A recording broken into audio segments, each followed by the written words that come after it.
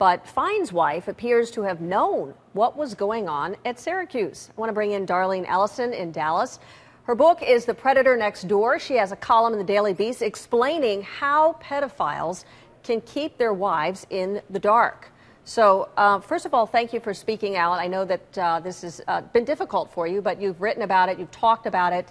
How was it in your own situation that your husband of 10 years, now your ex-husband, was able to hide his predatory behavior, his sexual abuse of boys, before the FBI brought him down?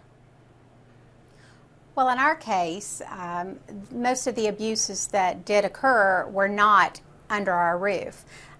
He had compartmentalized the entire situation. So he'd set up this perfect family of 4, and the abuse would take place outside of the family and, or in many cases, outside of the country. You say he went on trips where he was able to carry out these sexual crimes. And did he ever have access to children in your home? Oh, absolutely. I mean, he was the parent, and so, our children, at the time of his arrest were 8 and 10 years old. So he absolutely had access not only to our children, but to our friends' children, which was one of the most disturbing things in hindsight. Because you realized you had suspected that perhaps he might have abused your own children?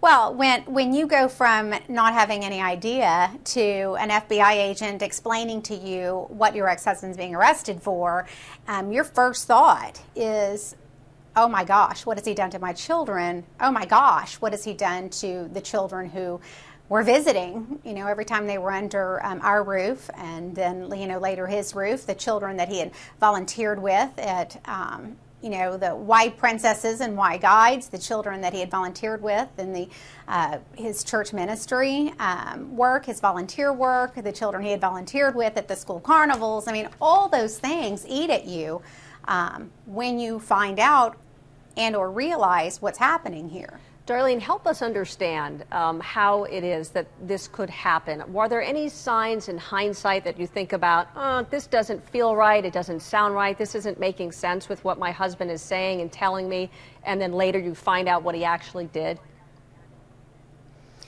Yes and no. It's a tough question to answer. I get asked that quite a bit, as you can imagine, especially in the last 7 years. I think the hardest thing is, in hindsight is 20/20, but only to a certain extent. I feel like that unless, in terms of identifying somebody unequivocally that this person is abusing children, you've got to be in the room witnessing this. You've got to know that's happening. So are there red flags so that somebody is a pedophile? Absolutely. But when you look through what the red flags are, some of those red flags are the things that make somebody absolutely endearing. If a man comes to a young woman and says, I volunteer for this agency and that agency, I love giving back to the community and I love helping children. I love mentoring. I love, that's not necessarily, while that might be listed as a red flag of somebody who is a pedophile, that in and of itself doesn't necessarily make someone a pedophile. There are some wonderful men out there who volunteer with children who are not pedophiles.